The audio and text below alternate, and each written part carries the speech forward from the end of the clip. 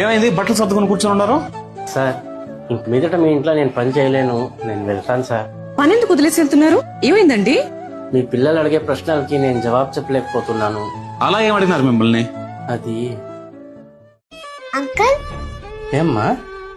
అమ్మ నాన్న బీరోకి రూమ్కి నీకెందుకు ఇవ్వరు? అంటే రూమ్ లో విలువైన వెండి బంగారు నగలుంటాయి కదమ్మా, అందుకే నా దగ్గర ఇవ్వరు. అంటే మా ఇద్దరిని మీ దగ్గర వదిలేసి వెళ్ళిపోతారు కదా, మాకు వాల్యూ లేదా అంకుల్?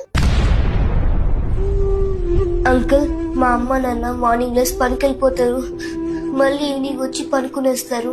మేము కూడా వెండి బంగారు నగల్లాగా పుట్టిండాలి కదా అంకుల్.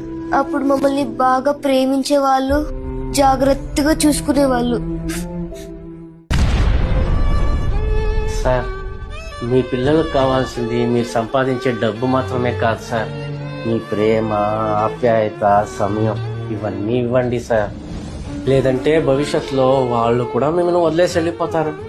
ఇంట్లో కాదు సార్, వృద్ధాశ్రమంలో.